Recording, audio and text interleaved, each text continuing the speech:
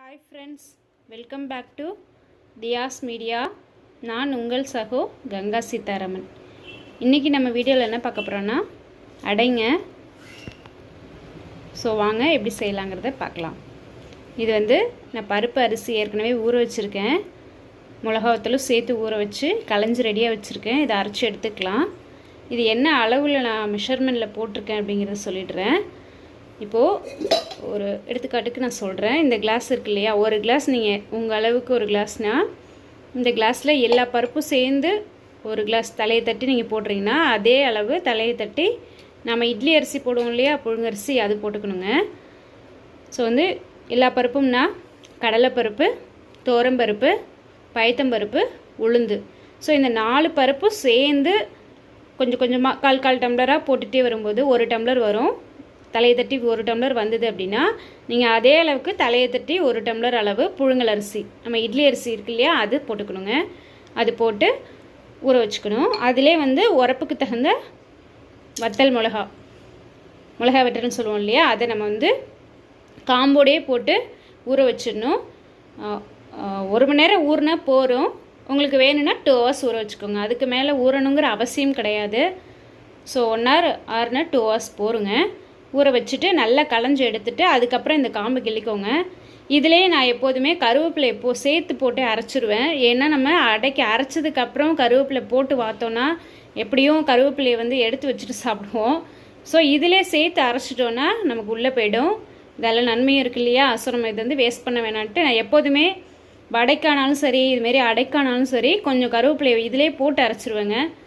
ஏன்னா நம்ம மாவில் சேர்த்தோன்னா தூக்கி தான் போடுவோம். ஸோ இதுமாரி சேர்த்து அரைச்சிடுவேன். இது போட்டு இதுக்கு தேவையான அளவு உப்பு, கொஞ்சம் பெருங்காயத்தூள் போட்டு நம்ம அரைச்சிக்கலாம். உங்களுக்கு கொரன்னு வேணும், அடை அப்படி பிடிக்கும்னா அப்படி நீங்கள் அரைச்சிக்கலாம். இல்லை எனக்கு மைய அரைச்சி வாத்தா பிடிக்கும் அப்படின்னா நீங்கள் அப்படி அரைச்சிக்கலாம். எப்படி உங்களுக்கு வேணுமோ அப்படி அரைச்சிக்கோங்க. பட் இந்த மெஷர்மெண்ட்டில் நீங்கள் போட்டு அரைச்சி அடையை செஞ்சு பார்த்தீங்கன்னா உண்மைக்குமே டேஸ்ட்டாக இருக்குங்க.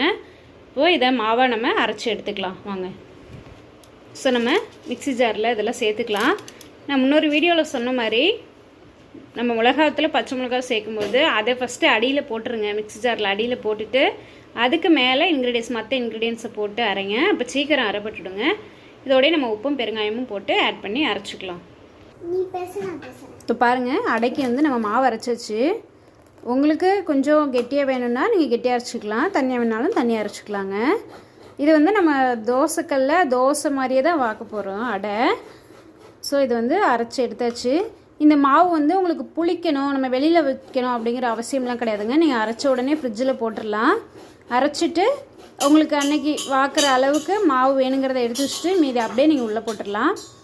இப்போது நான் எடுத்து வச்சுருக்கேன். இதை மாவு எடுத்து வச்சுட்டு அதில் நம்ம பெரிய வெங்காயம் வேணுங்கிற அளவுக்கு பொடி பொடியாக கட் பண்ணி சேர்த்து கொஞ்சம் தேங்காய் துருவி அதில் போட்டு மிக்ஸ் பண்ணிவிட்டு அடை வாக்கலாங்க. வாங்க அடை வாக்குறத பார்க்கலாம். ஸோ நான் இப்போ பார்க்குற அளவுக்கு வேணுங்கிற மாவு நான் எடுத்திருக்கேன். இதில் நீங்கள் சின்ன வெங்காயம் இருந்தது அப்படின்னா இன்னும் டேஸ்ட்டாக இருக்கும். இன்னும் சின்ன வெங்காயத்தை பொடி பொடியாக கட் பண்ணி நீங்கள் சேர்த்துக்கலாம், நல்ல டேஸ்ட்டாக இருக்குங்க. தேங்காய் பிடிக்காதவங்கிறவங்க நீங்கள் தேங்காய் சேர்த்துக்க வேண்டாம். தேங்காய் சேர்த்தாலும் டேஸ்ட்டாக இருக்கும். தேங்காய் கொஞ்சோண்டு திருகி இதில் அப்படியே மிக்ஸ் பண்ணிக்கோங்க. வெங்காயம் நறுக்கி இதில் மிக்ஸ் பண்ணிக்கோங்க. அவ்வளோதான். மிக்ஸ் பண்ணி நம்ம அப்படியே அடைய வாத்துக்கலாம். பெருங்காயம் மெயினாக சேர்த்துக்கோங்க. நீங்கள் கட்டி பெருங்காயமாக இருந்தால் அரைக்கும் போது போட்டுக்கலாம், சில நேரத்தில் அரைப்படாது. நீங்கள் இதுமாரி அரைச்சிட்டு கூட நீங்கள் தூள் பெருங்காயம் சேர்த்துக்கலாங்க.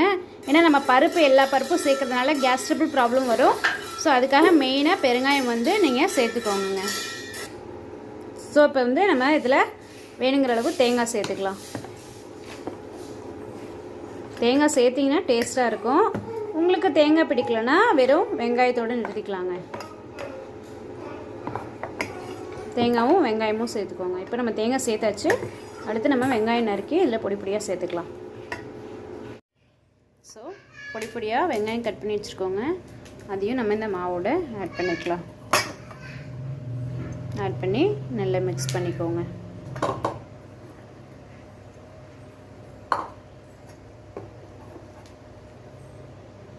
ஸோ நல்லா மிக்ஸ் பண்ணி விட்டுருங்க.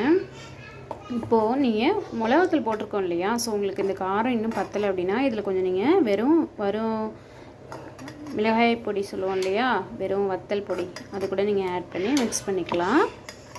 இதில் நீங்கள் வேணாலும் கருவேப்பிலை வேணாலும் 2 பிச்சு போட்டுக்கலாங்க. நான் போடலை, ஏன்னா நான் சேர்த்து அரைச்சிட்டேன், அதனால் போடலை. நல்லா மிக்ஸ் பண்ணியாச்சு. அப்போ மாவு எப்படி தண்ணியாக இருந்தது பாருங்கள். இப்போது எப்படி கொஞ்சம் கெட்டியாகிடுச்சு பார்த்தீங்களா, நம்ம தேங்காயும் வெங்காயமும் சேர்த்ததுனால. சேர்த்தாச்சு. நம்ம இதை வந்து அடைய வாத்துக்கலாம்.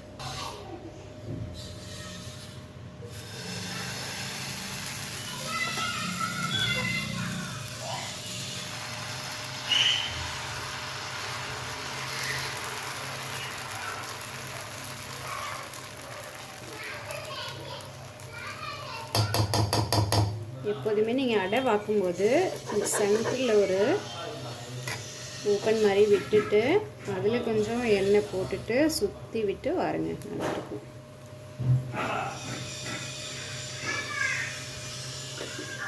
ஸோ அடை வேகட்டும். நார்மல் தோசை மாதிரி இல்லாமல் அடை வந்து கொஞ்சம் வேகிறதுக்கு கொஞ்சம் டைம் எடுக்குங்க. ஸோ வெயிட் பண்ணி தான் நம்ம திருப்பி போடணும். ஸோ இப்போ நம்ம வந்து திருப்பி போட்டுக்கலாம்.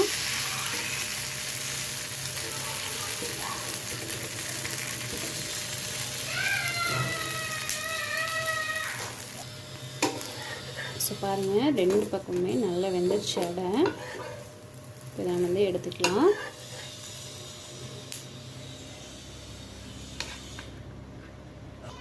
பாருங்கள், இன்றைக்கி நான் அடைக்கு வந்து அவியல் சைடிஷ்ஷாக வச்சுருக்கேங்க. அடவியல் ரொம்ப ஃபேமஸ், நல்லாயிருக்கும். நம்ம ஹோட்டல்ஸ்லாம் கூட மெனு கார்டில் பார்த்தோன்னா அடவியல், அடைக்கு வந்து மெயினாக வந்து சைடிஷ் வந்து அவியல் தான் வைப்பாங்க. அவியல் சூப்பராக இருக்குங்க. உங்களுக்கு அவியல் பிடிக்கலன்னா நீங்கள் தேங்காய் சட்னி அரைச்சி இதுக்கு சைடிஷ்ஷாக ரெடி பண்ணிக்கலாங்க. ஓகே, அவியல் எப்படி பண்ணுங்கிறதையும் நான் உங்களுக்கு வீடியோவாக போட்டிருக்கேன், பாருங்கள்.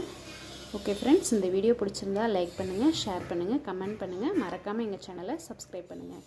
ஓகே ஃப்ரெண்ட்ஸ், பாய்.